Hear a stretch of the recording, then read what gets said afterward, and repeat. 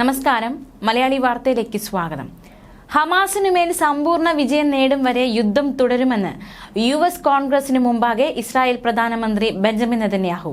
മാത്രമല്ല, വെടിനിർത്തൽ കരാറിനെ കുറിച്ച് മൗനം പാലിക്കുന്ന അല്ലെങ്കിൽ മൗനം സ്വീകരിച്ചായിരുന്നു ബെഞ്ചമിൻ നെതന്യാഹു ഈ ഒരു കോൺഗ്രസിലായിരുന്നത്.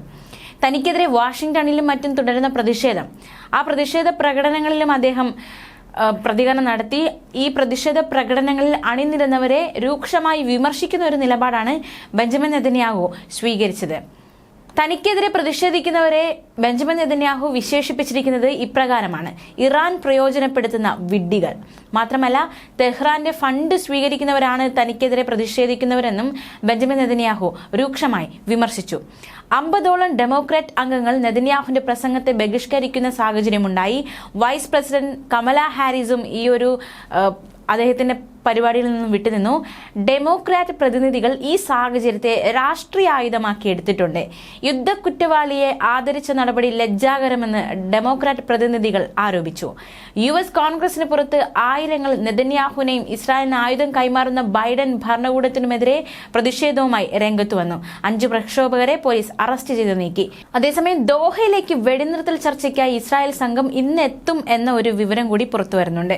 ബെഞ്ചമിൻ നെതന്യാഹു ഭരണകൂടം ജോ ബൈഡനോട് ആവശ്യപ്പെട്ടിരിക്കുന്ന ഒരു നിർണായക കാര്യമുണ്ട്. അതായത്, താൽക്കാലിക വെടിനിർത്തൽ സമയം കഴിഞ്ഞാൽ ഗാസയിൽ യുദ്ധം തുടരാൻ രേഖാമൂലമുള്ള അനുമതി വേണമെന്നാണ് നെതന്യാഹു ഭരണകൂടം ആവശ്യപ്പെട്ടിരിക്കുന്നത്. അതേസമയം തെക്കൻ ഗാൻ യൂനിസിൽ ഇസ്രായേൽ നടത്തിയ വ്യോമാക്രമണത്തിൽ 121 പേർ കൊല്ലപ്പെട്ടു, 100 കണക്കിന് പേർക്ക് പരിക്കേറ്റു.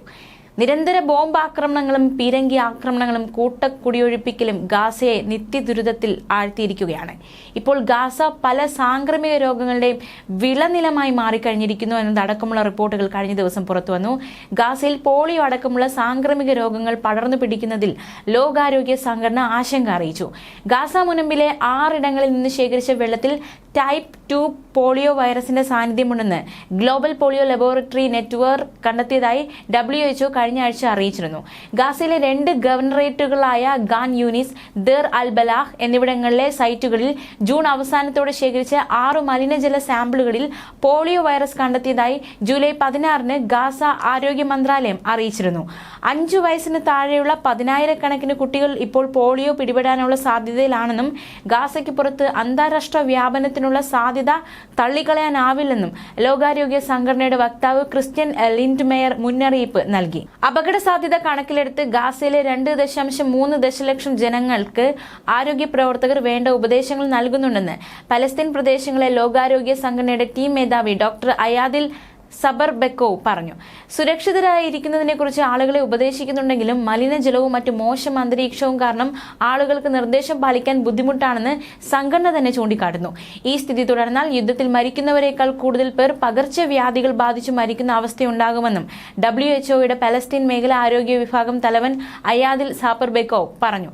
1 മാസം മുമ്പ് ഗാസയിലെ 2 സ്ഥലങ്ങളിൽ നിന്ന് ശേഖരിച്ച മലിനജല സാമ്പിളുകളിൽ മലമൂത്ര വിസർജനത്തിലൂടെ പകരുന്ന പോളിയോയുടെ അംശം കണ്ടെത്തിയിരുന്നു. ഗാസയിലെ ജനങ്ങളിൽ നിന്ന് സാമ്പിളുകൾ ശേഖരിച്ചു തുടങ്ങിയിട്ടില്ലെന്നും ഇതിനകം ആർക്കെങ്കിലും വൈറസ് ബാധിച്ചിട്ടുണ്ടോ എന്നത് വ്യക്തമല്ലെന്നും അദ്ദേഹം പറയുന്നു.